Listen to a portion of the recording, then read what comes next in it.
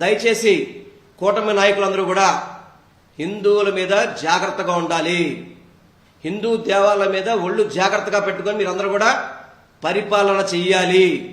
గతంలో 2019-24 వరకు జరగనవి జరిగినట్టుగా చూపెట్టిన ఎల్లో మీడియా ఈ రోజేమో ప్రమాదం అంట, తెలియక జరిగిందంట అని చెప్పని కళ్ళబొల్లు కబుర్లు రాస్తున్నారు. ఇవన్నీ దేవుడు గమనిస్తుంటాడు, తప్పకుండా దేవుడు గమనిస్తాడు. మీరు ఒకవేళ అక్కడికి తప్పించుకున్న దేవుడు మాత్రం ఎవరిని వదిలిపెట్టడు. దయచేసి ఇది కూటమి ప్రభుత్వం వైఫల్యం. ఇది కూటమి ప్రభుత్వం వైఫల్యం. ఏదో క్షతగాత్రులకి చనిపోయిన వాళ్ళకి మేము నష్టపరిహారం ఇచ్చేసాం కదా, మేము వైద్యం చేయించాం కదా అని చెప్పని చేతులు దులుపుకుంటే జరిగే పరిస్థితి కాదు.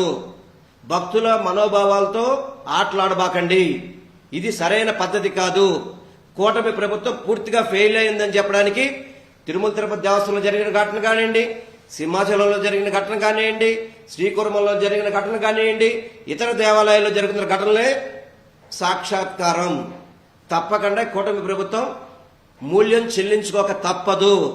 ఇప్పటికైనా కానీ జాగ్రత్త వహించి పరిపాలన చేయాలని చెప్పని నేను కూటమి ప్రభుత్వాన్ని హెచ్చరిస్తున్నాను మీ ద్వారా.